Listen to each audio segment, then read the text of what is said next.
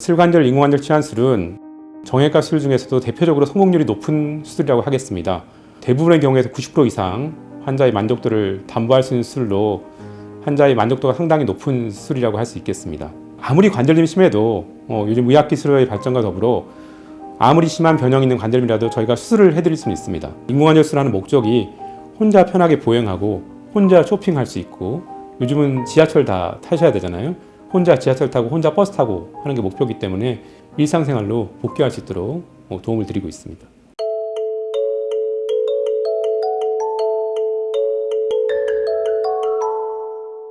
안녕하세요. 저는 강북 삼성병원 정형외과에 근무하고 있는 안지현이라고 합니다. 제 전공 분야는 무릎 관절입니다. 무릎 관절이 보통 대표 질환이 퇴행성 관절염이 있고 젊은 사람들이 다쳐서는 스포츠 손상이 있는데, 저는 두 분야를 다 같이 진료하고 있습니다. 대표적인 수술로는 인공관절 치환술이 있고 관절경 수술, 십자인대 재건술, 반월 영물판 이식술 등을 시행하고 있습니다. 슬관절 관절염에 시행하고 있는 인공관절 치환술은 주 치료 진단명은 무릎의 퇴행성 관절염이 되겠습니다. 무릎의 퇴행성 관절염이니까 당연히 고령 환자분들이 많으시겠죠. 대부분 65세 이상의 고령 환자들을 대상으로 하고 있습니다. 성별로 따지면은 특히 우리나라에서는 여성 환자가 많다고 알려져 있습니다. 제 경험을 보면은 한 90% 이상 여성 환자한테 인공관절 치환술을 시행하게 되는 것 같습니다.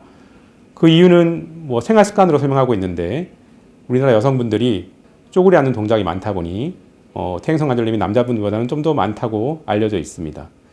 증상으로는 퇴행성 관절염의 가장 큰 특징적인 증상은 통증입니다. 그리고 수술적 치료의 목적도 통증이 되겠습니다. 통증으로 보행이 힘들 때 우리가 인공관절 치환술을 시행해서 못 걷던 환자분들을 잘 걷게 하는 게 우리의 목적이 되겠죠. 그 외에 주의해야 할 증상으로는 무릎에 물 차는 증상 등이 있고 관절 운동의 제한 등이 대표적인 증상이 되겠습니다.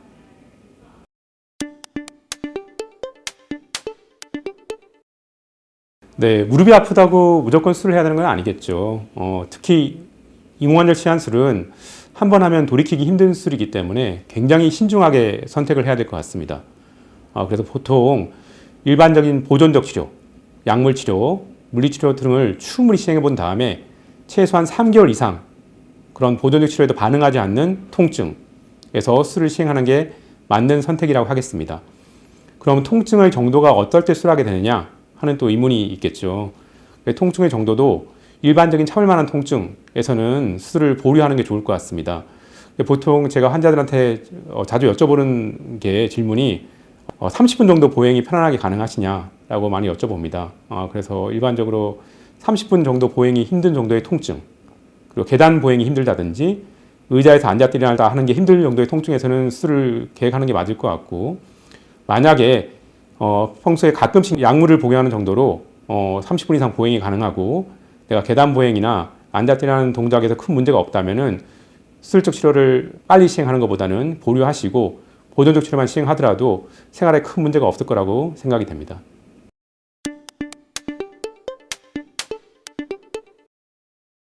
인공관절 치환술을 시행할 정도의 퇴행성 관절염이 있는 분들한테 중요한 검사법은 일단 문진이 되겠죠. 환자한테 잘 여쭤봐서 통증의 정도가 얼만큼 심한지, 과연 관절염 때문에 생활이 얼만큼 불편한지를 파악하는 게 굉장히 중요한 포인트입니다.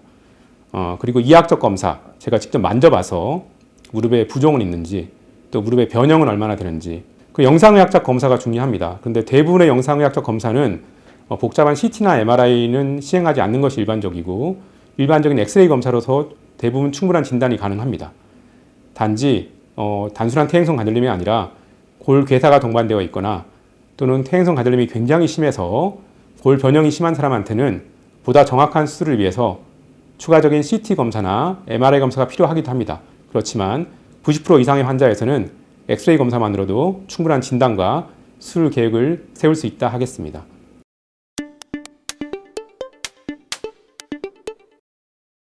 네, 제가 환자들한테 자주 드리는 말씀인데, 아무리 관절염이 심해도 요즘 의학기술의 발전과 더불어 아무리 심한 변형이 있는 관절염이라도 저희가 수술을 해드릴 수는 있습니다.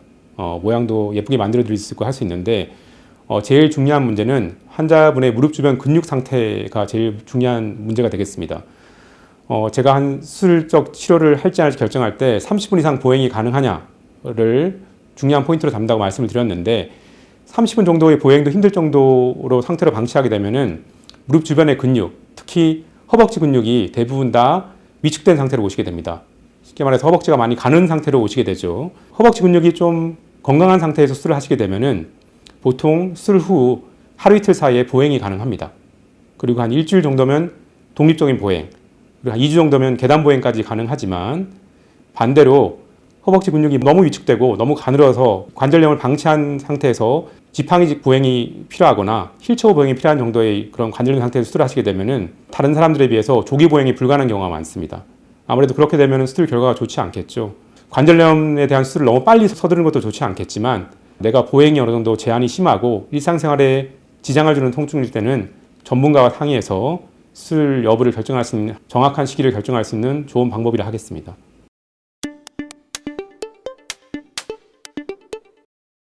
지금 설명드리고 있는 그 슬관절, 인공관절 치환술은 정형외과 수술 중에서도 대표적으로 성공률이 높은 수술이라고 하겠습니다.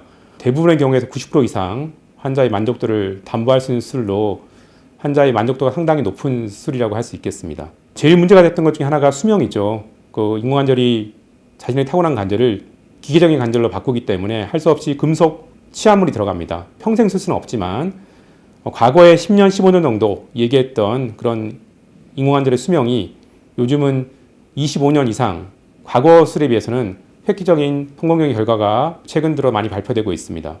수술 후 합병증은 모든 수술에 합병증이 있듯이 수술 후 통증, 단기적인 통증, 출혈 또는 세균 감염 등의 문제가 있죠. 그 중에서 항상 문제되는 게 세균 감염입니다. 우리 정형외과 수술에서 이런 치환물이 들어간 경우에는 감염이 발생한 경우에 처음부터 수술을 다시 해야 되는 그런 위험성과 수술장에서의 그런 감염을 예방하기 위한 여러 가지 노력으로 인해 가지고 감염의 발생률이 0.5% 이하로 떨어져 있습니다. 즉 200명 이상 수술했을 때 1명 발생할까 말까 할 정도의 그런 위험률이고 또 발생하다 하더라도 그 위에 여러 가지 수술적인 치료법이 다 확립이 되어 있기 때문에 크게 걱정하실 문제는 아닌 것 같습니다. 수술 후 재활은 다른 수술에 비해서 굉장히 빨리 진행되는 게 보통 수술 후 하루 내지 이틀 후에 보조기를 이용한 보행이 가능합니다. 대부분의 환자에서 일주일에서 열흘 사이에 보조기 없이 독립적인 보행을 우리가 권장하고 있고요. 한 2주 전후에 계단 보행까지 환자분들이 즐길 수 있습니다. 그래서 일반적인 수술보다는 굉장히 보행이 재활이 빠른 수술이라고 할 수 있죠. 일상생활의 복귀는 보통 한 달에 2달 정도면 가능하다고 알려져 있고 내가 수술한 것도 잊어버릴 정도의 상태는 6개월에서 1년 정도면 가능하다고 알려져 있습니다.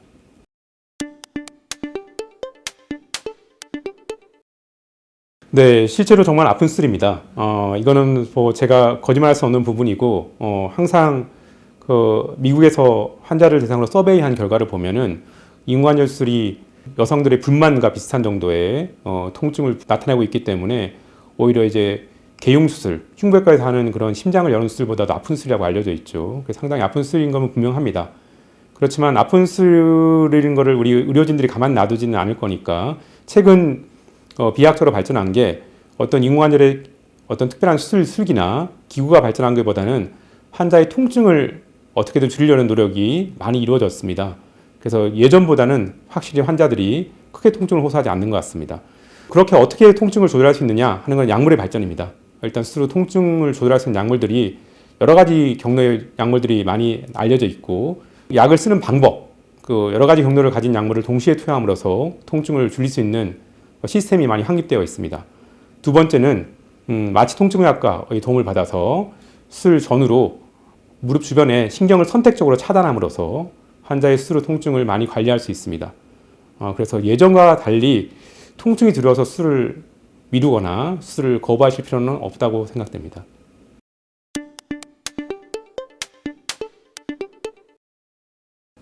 네. 제가 환자들한테 항상 설명드리는 말씀이 있는데 재활은 무조건 많이 하는 게 좋다. 인공관절 때문에 통증이나 또는 인공관절이 닳아서 수명이 짧아질까봐 재활을 꺼려하는 분들이 간혹 계시는데 많이 걷고 많이 활동하셔도 괜찮습니다.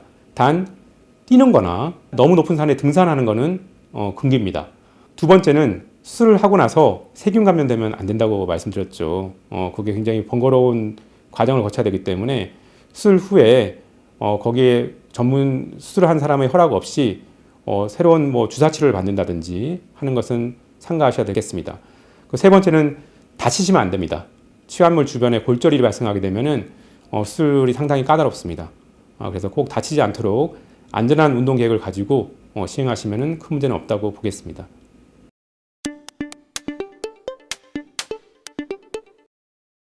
인공관절 수술은 전에도 말씀드렸지만 성공률이 굉장히 높은 수술이기 때문에 처음 수술하는 분들은 대부분 결과가 좋습니다. 그래서 기억에 나는 사람들은 주로 재치환술, 다른 병원에 수술하거나 실패를 했을 경우에 다시 제가 수술하는 경우인데요. 한 할머니가 기억에 남는데 이분은 인공관절 수술을 하시고 나서 세균 감염이 되셔서 여러 번 수술을 했음에도 불구하고 실패를 해서 피부 조직이 다 괴사에 빠져서 전원 오셨던 분이 계십니다. 다행히 성형외과 협력해서 그 연부 조직에 대한 재건 수술을 같이 하고 주변에 동반되었던 골절에 대해서 수술을 해가지고 휠체어 생활을 한 1년 했던 분을 다시 걷게 했던 그런 좋은 기억이 있습니다.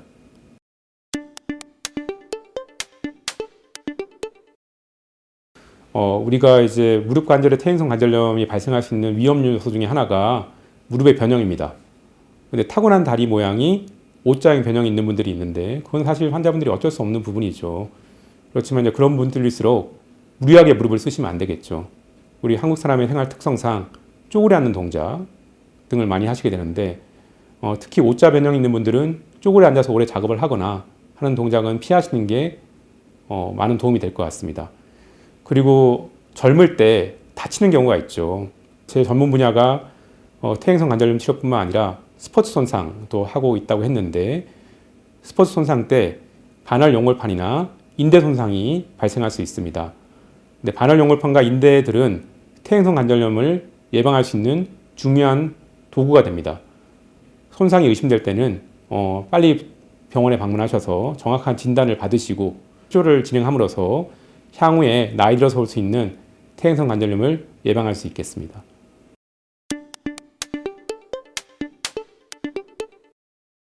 재활은 크게 두 가지로 이루어져 있습니다. 첫 번째는 무릎 관절 운동의 회복이죠. 환자들이 이제 수술하고 나서 뻗정다리 되는 거 아니냐라고 걱정을 많이 하시는데 요즘은 워낙 그 인공관절 기계 자체가 디자인이 잘 되어 나와서 예전 과거보다는 굴곡 운동이 굉장히 손쉽게 되는 것 같습니다. 고도 굴곡형 디자인이라 그래가지고 무릎 자체가 인공관절이 잘 디자인되어 있습니다. 그리고 워낙 조기에 관절 운동을 시행을 하기 때문에 제 경험으로는 수술한 환자의 한 50% 정도가 양반다리까지도 가능한 것 같습니다. 그래서 그 관절 운동하는 거는 의료진과 잘 협조해가지고 빨리 하신다면 큰 문제는 없을 것 같고요. 두 번째 더 중요한 게 근력 운동, 근력량의 회복입니다. 특히 무릎 주변에 허벅지 근육을 회복하는 게 굉장히 중요한데 그때도 이제 조기에 운동량을 빨리 늘리는 게 중요합니다. 일단 평지 보행부터 시작해서 평지 보행이 잘 된다면 계단 올라가기. 계단 오르기를 하시는데 계단 내려가기는 굉장히 힘듭니다. 실제적으로. 그래서 올라가는 층수를 점진적으로 늘려서 한 5층 정도 혼자 올라갈 정도가 되시면은 그때부터 내려가는 것도 가능합니다. 인공관절 수술하는 목적이 혼자 편하게 보행하고 혼자 쇼핑할 수 있고 요즘은 지하철 다 타셔야 되잖아요. 혼자 지하철 타고 혼자 버스 타고 하는 게 목표이기 때문에 계단 보행은 필수겠죠. 그래서 평지 보행이 되시면은 빨리 계단 보행도 시행을 해서 일상생활로 복귀할 수 있도록 도움을 드리고 있습니다. 그리고 일반적으로 하는 우리 스쿼팅 등도 실내 자전거 타는 거 이런 거 하실 때도 약간 부하를 줘서 뻑뻑하게 해서 세팅을 해서 하시게 되면은 근력량을 회복하는데 많이 도움이 되겠습니다.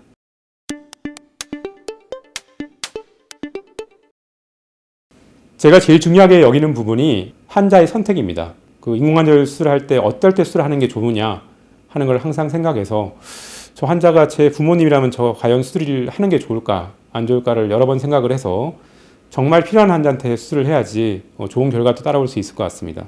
그래서 환자 선택이 우선 잘 돼야 될 것 같고요. 수술 술기면에서는 어떻게든 통증을 최소화하고 출혈량을 줄여가지고 수혈의 가능성을 낮추는 게 요즘 저희 관심사입니다. 그래서 여러 가지 방법을 동원하고 출혈을 예방할 수 있는 약도 많이 나와 있기 때문에 테크닉적으로 통증을 줄이고 출혈량을 줄이는 게 하나의 관심사입니다. 그리고 세 번째는 수술 구체적인 방법에서는 가능하면 채소 절개법, 수술할 때 피부 절개를 최소화해서 약 10cm 전후의 피부 절개만으로 인공관절을 함으로써 환자한테 조기에 재활하고 기능적인 슬관절을 제공해 드리려고 노력하고 있습니다.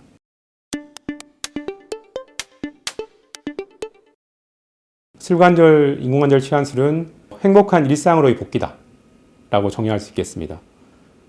무릎 관절이 사실 발목 관절이나 엉덩이 관절에 비해서 굉장히 불안정한 관절로 알려져 있고 관절염이 잘 옵니다.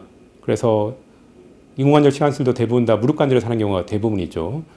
그래서 퇴행성 관절염이 있어서 잘 못 걷는 분들이 일상생활을 포기하고 삶의 질이 떨어지고 특히나 고혈압이나 당뇨 있는 분들이 운동이 필수적인데 그걸 못하는 분들도 많이 계신데 수술적 치료를 통해 가지고 그런 활동을 가능하게 함으로써 예전에 누렸던 일상생활의 행복한 삶으로의 복귀를 도와드리고 있습니다. 그래서 한마디로 정리하자면 행복한 일상생활로의 복귀다 라고 정의할 수 있겠습니다.